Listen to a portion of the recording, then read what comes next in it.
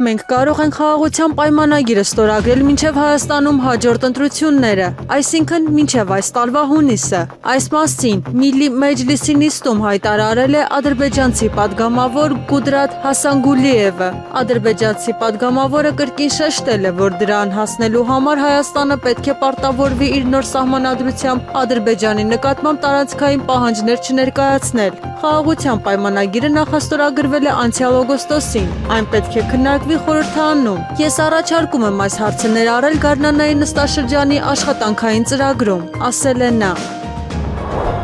Ռուսաստանի անվտանգության խորհրդի փոխնախագահ Դմիտրի Մեդվեդևը հայտարարել է, որ միջուկային զենքը չափազանց վտանգավոր է, սակայն եթե երկրի գոյությունը իրական վտանգի տակ դրվի, Մոսկվան կգործարկի միջուկային զենք։ Նա նշել է, որ Ռուսաստանը գործում է իր միջուկային դոկտրինայի խիստ շրջանակում, որը ներկայացնում է բոլոր այն դեպքերը, երբ կարող է օգտագործվել միջուկային զինանոցը։ Իրավիճակից ելնելով մինչ այժմ Մոսկվան նման զենք չի կիրառել, ինչը ըստ նրա նշանակում է, որ երկրին սպառնացող գոյական վտանգներ չեն եղել։ Միջուկային զենքը հիրավի հզոր է եւ արտակարգ վտանգավոր ողջ մարդկության համար, բայց երբ խոսքը գնում է երկրի ճակատագրի մասին, ոչ ոք չպետք է կասկածի, ընդգծել է Պաշտոնյան։ ԱՄՆ-ի կողմից Իրանին հնարավոր հարվածի շուրջ ստեղծված իրավիճակը կքննարկվի Թուրքիայի նախարարների կաբինետի նիստում, որը կանցկացվի նախագահ Ռեջեփ Թայիփ Էրդողանի նախագահությամբ։ Այս մասին հայտնել է թուրքական դիվանագիտական աղբյուրը։ Միևնույն ժամանակ Թուրքիայի մայրաքաղաքում գտնվող աղբյուրը հայտնել է, որ թուրքական կողմը կոնկրետ տեղեկատվություն չունի Անկարայում Ուիթքոֆի եւ Իրանի ներկայացուցիչների հնարավոր հանդիպման նախապատրաստման վերաբերյալ։ Գերմանիան չի պահպանում հավասար հեռավորություն ԱՄՆ-ից եւ Չինաստանից, եւ չնայած առկա լարվածություններին կմնա ավելի մոտ Վաշինգտոնին։ Նման հայտարարությամբ Սինգապուրում հանդես է եկել Գերմանիայի արտաքին գործերի նախարար Յոհան Վադեֆուլը։ Նրա խոսքով ԱՄՆ-ն շարունակում է մնալ Եվրոպայի անվտանգության առանցքային գործընկերը, իսկ Չինաստանի հետ հարաբերությունների խորացումը չի կարող փոխարինել այդ դերակատարությանը։ Ամերիկյան արտադրության 28 միավոր M1A2T Abrams տանկերի խմբաքանակը կարող է Թայվան առաքվել առաջիկա շաբաթների ընթացքում։ Ինչպես հայտնում է Taipei Times թերթը, հուղում անելով աղբյուրին, մատակարարումը կարող է իրականացվել մինչև մարտ ամիսը։ Աղբյուրի փոխանցմամբ կղզու ռազմական գերատեսչությունը ակտիվորեն զբաղվում է տանկերի հնարավորինս արագ տեղափոխման կազմակերպմամբ դեպի Թայվան, բեռնատար նավերի միջոցով։ Սպասվող ժամանման ժամանակահատվածը նշվում է փետրվարի վերջից մինչև մարտի սկիզբը։ Գործարքի ընդհանուր արժեքը կազմել է մոտ 1.45 միլիարդ ԱՄՆ դոլար։ Ռուսաստանի անվտանգության խորհրդի փոխնախագահ Դմիտրի Մեդվեդևը հաստատել է, որ Մոսկվան չի ձգտում գլոբալ հակամարտության, ինչպես նաև չի փորձել սկսել լայնածավալ պատերազմական գործողություններ։ Իհարկե, մենք շահագրգռված չենք գլոբալ հակամարտությամբ։ Մենք խելագար չենք։ Ում է պետք գլոբալ պատերազմը, ասել է Պաշտոնյան։ Նրա խոսքով Ռուսաստանը բազմիցս նախազգուշացրել է Արևմուտքին եւ ՆԱՏՕ-ի երկրներին, կոչ անելով հաշվի առնել Ռուսաստանի շահերը եւ նստել բանակցությունների սեղանի շուրջ։ Վերջինս ընդգծել է, որ Մոսկվան չի դիտարկել ռազմական գործողությունների մեկնարկը որպես գլոբալ հակամարտության հրահրման միջոց։ Ռուսաստանի Արմավիր քաղաքի Սուրբ Աստվածածին եկեղեցում տեղի է ունեցել հայ առաքելական եկեղեցու աջակցության զանգվածային հանրահավաք։ Միջոցառումը նախաձեռնել է Արմավիրի հայ համայնքը, Կրասնոդարի երկրամասի հայ համայնքի եկեղեցու հոգևոր հովի եւ լայն հանրության աջակցությամբ։ Միջոցառմանը մասնակցել են Արմավիրի եւ հարակից շրջանների բնակիչներ, հայկական սփյուռքի ներկայացուցիչներ եւ հոգևորականներ։ Կրասնոդարի երկրամասը Ռուսաստանի ամենամեծ հայկական համայնքի տունն է, հայերը նպաստում են տարածաշրջանի զարգացմանը, կառուցում են դպրոցներ, ամրապնդում տնտեսությունը եւ ծառայում իրենց հայրենիքին։ Սակայն այսօր մեր ժողովրդի հոգուն հայ առաքելական եկեղեցուն օգնություն է պետք։ Քաղաքական խաղերը Երևանում չափազանց հեռու են գնացել, երբ վարչապետը սկսում է պայքար կաթողիկոսի դեմ, նա չի պայքարում մարդու դեմ, նա պայքարում է այն հիմքի դեմ, որի վրա հենվում է ամբողջ ազգը։ Ընդգծել է Ռուսաստանի Դաշնության Կրասնոդարի մարզի հայ համայնքի ղեկավար Կամո Հայրապետյանը, բացելով միջոցառումը։ Իր ելույթում նա ընդգծել է հայ համայնքին հուզող հիմնական խնդիրները։ Մենք Պահանջում ենք arczepiskoposներ Բագրատ Գալստանյանի, Միքայել Աջապահյանի, Մկրտիչ Պրոշյանի եւ Արշակ Խաչատրյանի ազատ արձակումը,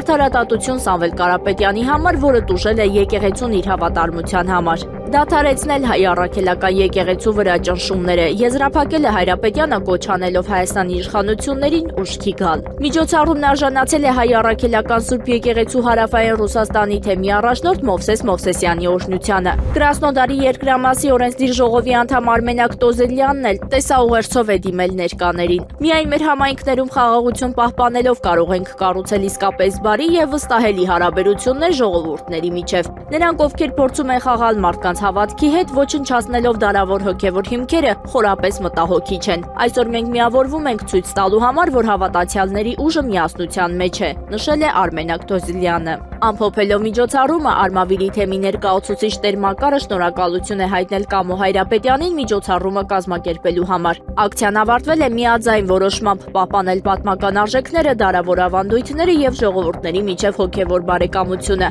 Միասնության նշանով բոլոր մասնակիցները կրել են կարմիր ժապավեններ, արտահայտելով ընդհանուր դիրքորոշումը։ Եպիսկոպոսաց ժողովը, որը նախատեսվում է անցկացնել Ավստրիայում տեղի կունենա, թե ոչ, հարցին անդրադարձել է Մայրաթորի տեղեկատվական համակարգի տնօրեն Տեր Եսայի Քահանա Արթենյանը, եւ 6 եպիսկոպոսների երկրից բացակայելու արգելք է դրվել։ Այս նոր իրավիճակով պայմանավորված տեղի կունենա քննարկումներ եւ կայացված որոշումների վերաբերյալ տեղեկություններ կփոխանցվեն, ասել է Տեր Եսային։ Ավստրիայում կայանալիք եպիսկոպոսաց ժողովին ընդառաջ մեղադրյալի կարգավիճակ ունեն 6 բարձրաստիճան հոգեվորական, նրանց բոլորին արգելվել է բացակայել երկրից։ Այդ հոգևորականներն են Գուգարաց թեմի առաջնորդ Հովնան եպիսկոպոս Հակոբյանը, Սունյաց թեմի առաջնորդ Մակար եպիսկոպոս Հակոբյանը, Մայրաթորի արտաքին հարաբերությունների եւ արարողակարգի բաժնի տնօրեն Նաթան arczepiskopos Հովանեսյանը, Տեր Հայկազուն եպիսկոպոս Նաջարյանը, եկեղեցականաց եւ երիտասարդաց վերապատրաստման ծրագրերի տնօրեն Վահան arczepiskopos Հովանեսյանը, ինչպես նաեւ Մայրաթորի վարչատնտեսական բաժնի տնօրեն Մուշեղ եպիսկոպոս Բաբայանը։ Հանրային քրեական հետապնդում է հարուցվել Երևանի քաղաքապետարանի տրանսպորտի վարչության պետ Վազգեն Հարությունյանի նկատմամբ։ Նրա նկատմամբ ընտրվել է խափանման միջոց, ինչպես նաև կասեցվել է պաշտոնավարումը։ Այս մասին գրել է Հետքը։ Քննչական կոմիտեի մամուլի խոսնակ Իմա Ավդալյանն ասել է, որ Երևանի քաղաքապետարանի պաշտոնյաներից մեկին վերաբերող քրեական հետապնդման որոշում է կայացվել։ Մասնավորապես դատական ակտը չկատարելու կամ դրա կատարմանը խոչընդոտելու դեպքի առթիվ նախաձեռնված քրեական վարույթի նախաքննության ընթացքում մեկ անձի նկատմամբ հարուցվել է հանրային քրեական հետապնդում, որպես խափանման միջոց կիրառվել է բացակայելու արգելքը եւ պաշտոնավարման կասեցումը։ Ըստ տեղեկությունների դեպքը կապված է գնման մրցույթ չհայտարարելու, դատարանի որոշումը չկատարելու հետ։ Ադրբեջանական լրատվամիջոցը հայտնել է Ադրբեջանի տարածքով Հայաստան-ռուսական հացահատիկի հերթական տարանցման մասին։ Նշվում է, որ Բելաջարի կայարանից մեկնել է ռուսական հացահատիկ տեղափոխող 25 վագոնանոց գնացք։ Բեռի ընդհանուր ծավալը կազմում է 1746 տոննա։ Գնացքը կշարժվի դեպի Վրաստան, որտեղից կուղևորվի դեպի Հայաստանի Դալարիկ կայարան։ Հիշեցնենք 2025 թվականի նոյեմբերի 6-ին Ադրբեջանի տարածքով Հայաստան էր հասել ռուսական ցորենի խմբականակը։ Ռուսաստանից Ադրբեջանի տարածքով երկաթուղով Հայաստան էր տեղափոխվել շուրջ 1000 տոննա ցորեն։ Նոյեմբերի 8-ին արդեն Ադրբեջանի տարածքով Հայաստան էր հասել ղազախական ցորենի խմբականակը կրկին 1000 տոննա։ Հունվարի 29-ին ողբերգական դեպք է տեղի ունեցել Երևանում, 2 ամսական երեխա է մահացել։ Ժամը 05:00-ի սահմաններում ներքին գործերի նախարարության ոստիկանությունում օպերատիվ տեղեկություններ են ստացվել, որ Մուրացան մանկական հիվանդանոց են տեղափոխել մահացած երեխայի մարմին։ Ոստիկանները պարզել են, որ երեխայի մահը տեղում նաև արձանագրվել է բժիշկների կողմից, իսկ երեխայի մարմինը հիվանդանոց է տեղափոխվել Արագածոտնի մարզից ծնողների կողմից։ Դեպքի փաստով քննչական բաժնում սպանություն, հանկարծամահություն հատկանիշներով նախաձեռնվել է քրեական վարույթ։ Մահացածը Արագածոտնի մարզի բնակիչ 2 ամսական Ն.Ս.Ն է։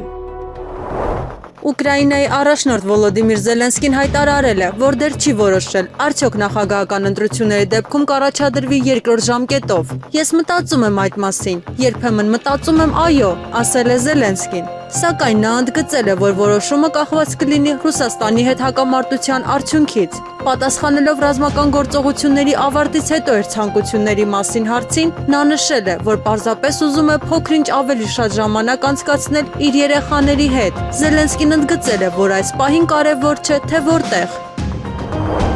Իրանը Եվրամիության երկրների զինված ուժերը ճանաչել է ահաբեկչական կազմակերպություններ՝ ի պատասխան Իսլամական հեղափոխության պահապանների կորպուսի նկատմամբ ԵՄ-ի հրաման որոշմանը, հայտարարել է Իրանի խորհրդարանի խոսնակ Մոհամմադ Բաղեր Ղալիբաֆը։ Պատասխանատվությունների մասին օրենքի 7-րդ հոդվածի համաձայն ԻՀՊԿ-ն ահաբեկչական կազմակերպություն հայտարարելուն ի պատասխան եվրոպական երկրների զինված ուժերը համարվում են ահաբեկչական խմբավորումներ եւ այդ գործողությունների հետևանքները ընկնելու են Եվրամիության վրա, հայտնել է խոսնակը։ Իրանի խորհրդարանում նաև քննարկում են Եվրոպական դեպարտամենտի ռազմական կցորդների հնարավոր արտաքսման հարցը։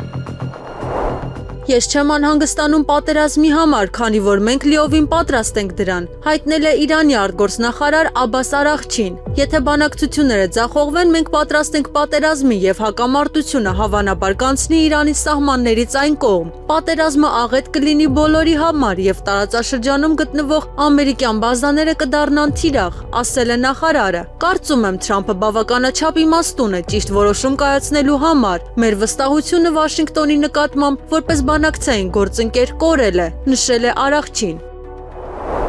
ԱՄՆ նախագահ Դոնալդ Թրամփը ձգտում է պատմության մեջ մնալ որպես խաղաղարար։ Այս մասին հայտարարել է Ռուսաստանի անվտանգության խորհրդի փոխնախագահ Դմիտրի Մեդվեդևը։ Թրամփը պարզ է ցանկանում է պատմության մեջ մնալ որպես խաղաղարար, եւ նա փորձում է, երբեմն հաջողվում է, երբեմն ոչ, բայց նա իսկապես փորձում է, ասել է քաղաքական գործիչը։ Անվտանգության խորհրդի փոխնախագահը նաև կարծիք է հայտնել, որ Թրամփի օրոք ռուս-ամերիկյան շփումները ավելի արդյունավետ են դարձել։ Սերբիայի նախագահ Ալեքսանդր Վուչիչը կանխատեսել է, որ ԱՄՆ-ն Իրանին կհարվածի 48 ժամվա ընթացքում։ Վերջինս կարծում է, որ հարվածը անխուսափելի է։ Ես սպասում եմ Իրանի վրա հարձակման եւ մի քանի այլ խոշոր իրադարձությունների հաջորդ 48 ժամվա ընթացքում։ Այսօրվա պայմանները դժվար են։ Ես համոզված եմ, որ խաղաղությունը պահպանելու մեր հանձնառությունը կարևոր է, ասել է նախագահը։ Եթե ԱՄՆ-ն հարվածի Իրանի Իսլամական Հանրապետությանը, ապա կսկսվի տարածաշրջանային պատերազմ։ Նման հայտարարությամբ հանդես է եկել Իրանի հոգևոր գերագույն առաջնորդ Ալի Խամենեին։ Ամերիկացիները պետք է իմանան, որ եթե պատերազմ սկսեն, այս անգամ դա կլինի տարածաշրջանային պատերազմ, հայտարարել է Խամենեին։ Ուկրաինայի նախագահ Վոլոդիմիր Զելենսկին հայտնել է, որ ԱՄՆ Ռուսաստանի Դաշնություն Ուկրաինա հաջորդ եռակողմ հանդիպումը տեղի կունենա փետրվարի 4-ից 5-ին Աբու Դաբիում։ Ուկրաինան պատրաստ է բովանդակալից բանակցությունների։ Մենք շահագրգռված ենք, որ արդյունքը մեզ մոտեցնի պատերազմի իրական ավարտին, նշել է Ուկրաինայի առաջնորդը։ Հայաստանի վարչապետ Նիկոլ Փաշինյանը կիրակի օրը եղել է Արմավիրի մարզի Մրգաշատ գյուղում։ Մրգաշատի Սուրբ Աստվածածին եկեղեցում նա մասնակցել է պատարագին։ Իզմիլյան բժշկական կենտրոնում էլ մատուցվել է Սուրբ եւ անմահ պատարագ ձեռամբ Հայր Հովհաննես Թորգոմյանի եւ մասնակցությամբ Շիրակի թեմի առաջնորդ Միքայել arczepiskopos Աջապահյանի, բժշկական կենտրոնի բուժառուների ու կենտրոնի անձնակազմի։ Փետրվարի 1-ին պաշտոնական այցով Հայաստանի Հանրապետություն է ժամանել Հնդկաստանի զինված ուժերի պաշտպանության շտաբի պետ գեներալ Անիլ Չաուհանի գլխավորած պատվիրակությունը։ Այս մասին հայտնել են պաշտպանության նախարարությունից։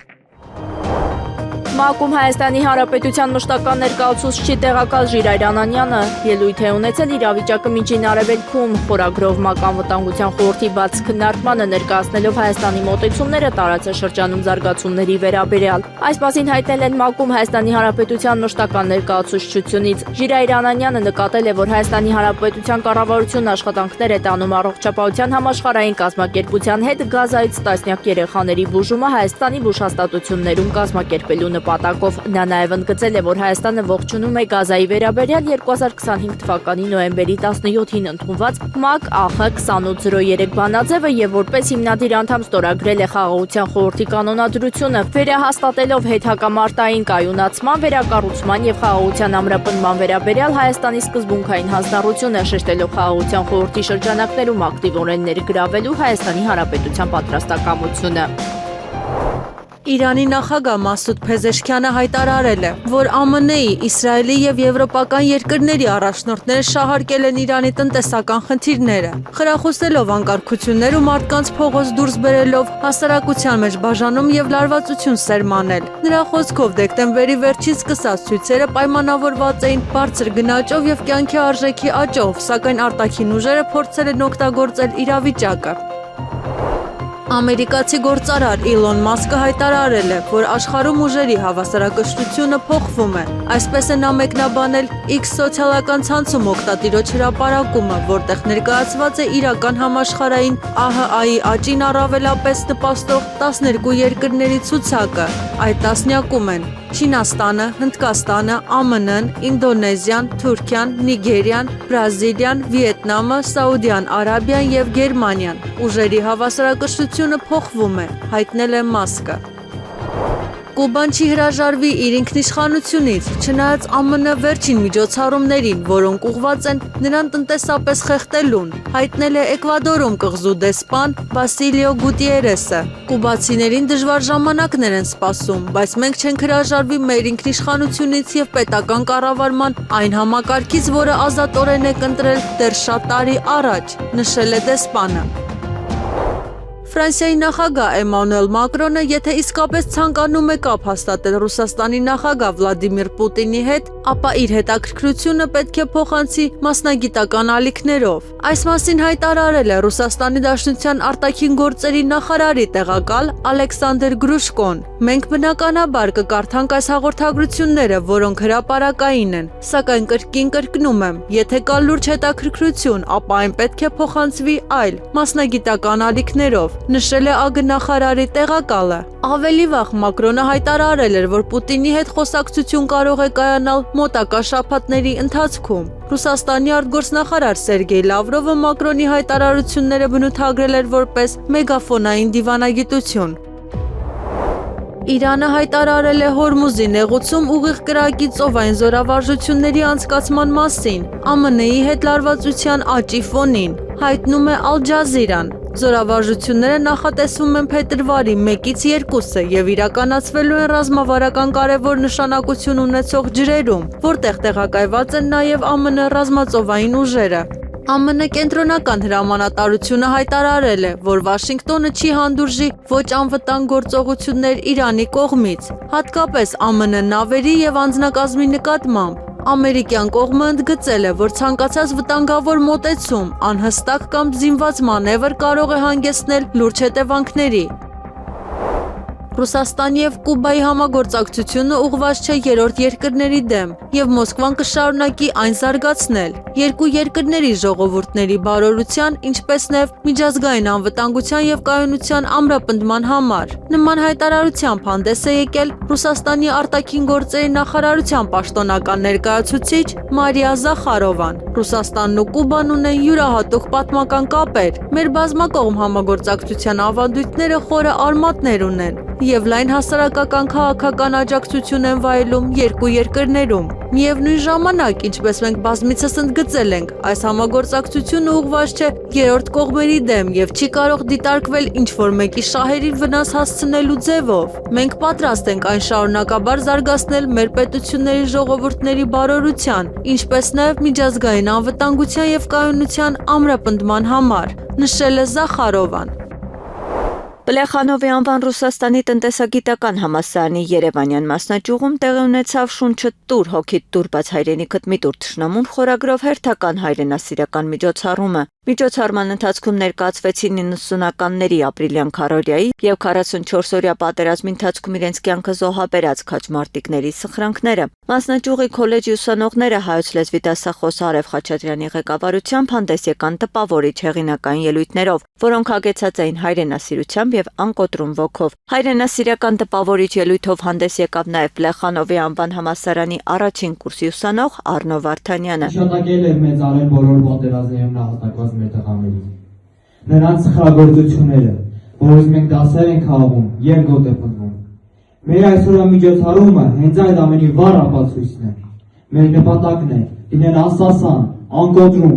պատմության քարոզներում նորեջեր կերտել, առաջ ընթանալ, լինել միջզգոն, հպարտ եւ առաջ մղվել։ Խորհրդանշական էր նաև քոլեջի առաջին կուրսի ուսանողուհի Ռայա Վարդազարյանի վստահ կատարումը դհոլի վրա, որը գերեց հանդիսատեսին։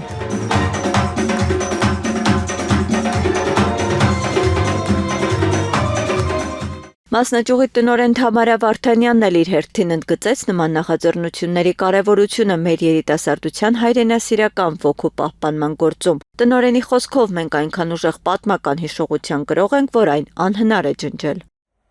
Մենք առաջին հերթին հայ ենք, Հայաստանի քաղաքացիներ, թե ունենք Ռուսաստանի քաղաքացիներ, բայց դա կարծես թե երկրորդ պլան է մղվում, մենք առաջին հերթին հայ ենք, այս դրախտավայրի բնակիչները, իսկապես Աստծու կողմից շնորհված այս հողը, որը մենք այո պարտավոր ենք պահել, պահպանել մեր գեղեցիկ երկիրը, հայրենիքը, Արցախը որպես Հայաստանի անբաժանելի մաս։ Մասնաճյուղի ուսանողները հերթական անգամ ապացուցեցին, որ չնայած բոլոր դժվարություններին հայ ժողովուրդը շարունակում է ստեղծագործել, արարել ու ապրել։ Հայաստանի Հանրապետության զինված ուժերի հոգևոր առաջնորդությանը պատկանող Քանաքեռի Սուրբ Աստվածածին եկեղեցին առավոտից հսկում է ռազմական ոստիկանության մեքենան։ Այս մասին ահազանգել է Երևանի Կայազորային հոսպիտալի Սուրբ Գրիգոր Նարեկացի եկեղեցու հոգևոր հովիվ Տեր Պսակ քահանա Մկրտչյանը։ Սուրբ Աստվածածին եկեղեցին պատկանում է Մայրաթոր Սուրբ Էջմիածնին, ըստ երևույթին ուզում են խոչընդոտել հոգևորականների մուտքը եկեղեցի, նշել է քահանան։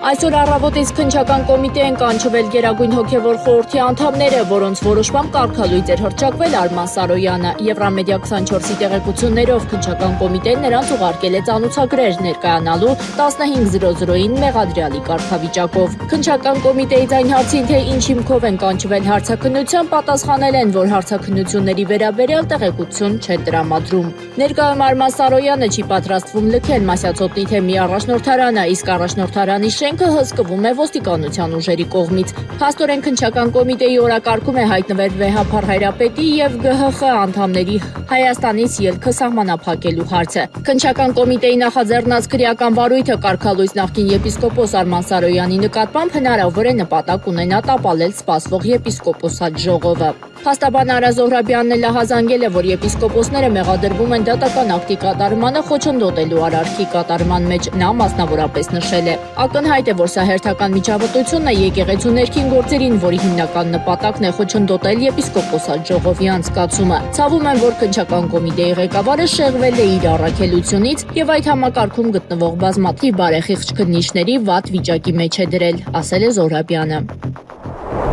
Հայաստանի Հանրապետության մշակույթի նախկին նախարար Հասմիկ Պողոսյանը դատապարտվել է 4 տարի 6 ամիս ժամկետով ազատազրկման, կիրառվել է համաներում, այս մասին հայտնել է գլխավոր դատախազությունը։ 2023 թվականի հոկտեմբերի 18-ին դատախազությունը տեղեկացրել էր, որ Հասմիկ Պողոսյանն իր ծառայողական լիազորություններն ի վնաս պետական շահերի օգտագործելով օժանդակել է Երևանի Չայկովսկու անվան միջնակարգ երաժշտական դպրոց ՊՈԱԿ-ին անհատույց օգտագործման իրավունքով տրամադրված հողամասից առանձնացված 300 քառակուսի մետր մակերեսով տարած հանցավոր խմբի կողմից խարդախությամբ հափշտակելուն։ Դատախազը 2023 թվականի սեպտեմբերի 27-ին Հասմիկ Պողոսյանի նկատմամբ հարուցել էր հանրային քրեական հետապնդում։ 2023 թվականի հոկտեմբերի 4-ին մշակույթի նախկին նախարարի վերաբերյալ մասն անջատվել ու հանձնվել էր հակակոռուպցիոն դատարան։ Վերջինիս 2025 թվականի նոյեմբերի 6-ի վճռով Հասմիկ Պողոսյանը մեղավոր է ճանաչվել պաշտոնեական դիրքը չարաշահելու, առանձնապես խոշոր չափերով խարդախությանն օժանդակելու համար եւ դատապարտվել 4 տարի 6 ամիս ազատազրկման։ Դատական ակտն այսօր մտել է օրինական ուժի մեջ։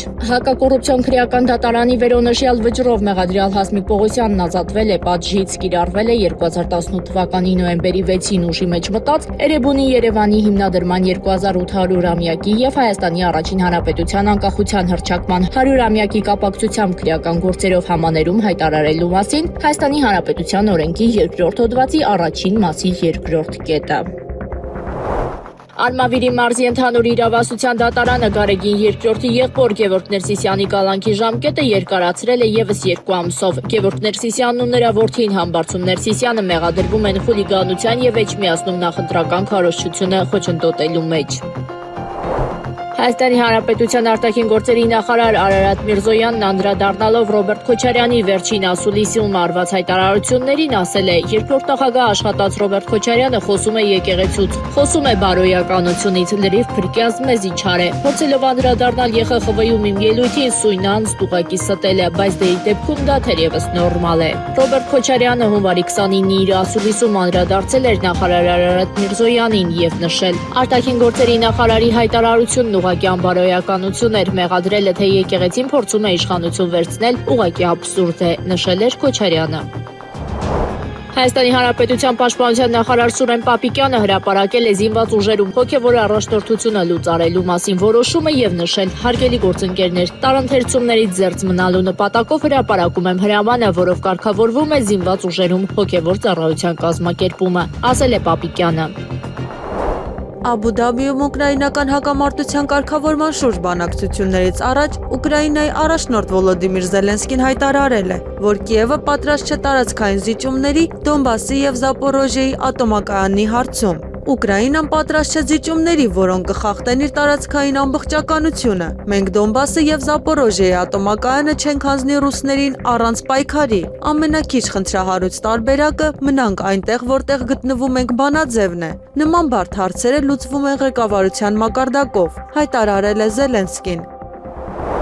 Իրանի պաշտպանական ներուժը չի հանդիսանա որևէ բանակցությունների առարկա։ Թեհրանը մտադիր է շարունակել իր պաշտպանական ենթակառուցվածքի զարգացումը, հայտարարել է Իսլամական Հանրապետության արտաքին գործերի նախարար Աբբաս Արաղչին։ Իրանական ժողովրդի անվտանգությունը մեր կարմիր գիծն է։ Մենք մեզ իրավունք ենք վերապահում պահպանել եւ զարգացնել մեր պաշտպանական ենթակառուցվածքը, ընդգծել է նախարարը։ Ոչ մի պետություն չի սակարկում այլ երկրների հետ իր պաշտպանության միջոցները եւ Իրանը բացառություն չէ, հավելել է Իրանի ԱԳ նախարարը։ Ուրբաթ երեկոյան մեկնարկել է էներգետիկ օբյեկտների վրա առանց հարվածների շաբաթը, հայտարարել է Ուկրաինայի առաջնորդ Վոլոդիմիր Զելենսկին։ Նրա խոսքով Ռուսաստանը գրեթե չի հարվածել էներգետիկ օբյեկտներին, սակայն մեկ հարված եղել է Դոնեցկի մարզում, մեկն էլ Դնեպրի մարզում։ Մեր բոլոր մարզերում ուրբաթ գիշերվանից էներգետիկ օբյեկտներին հարվածներ չեն եղել, գրեթե ոչ մի, բացառությամբ Դոնեցկի մարզի, որտեղ գազի ենթակառուցվածքներին մեկ հարված է եղել, օդային ռմբակոծություն։ Մենք նաև տեսնում ենք, թե ինչպես է Ռուսաստանը ուշադրություն է կենտրոնացնում լոգիստիկային, հանգուցային կայաններին հարվածելու վրա, ասել է նախագահը։ Զելենսկին ընդգծել է, որ Ուկրաինայի դիրքորոշումը կլինի հայելային սկզբունքով։ Այսօր Ուկրաինան ձեռնպահ է մնացել Ռուսաստանում էներգետիկ օբյեկտներին հարվածելուց։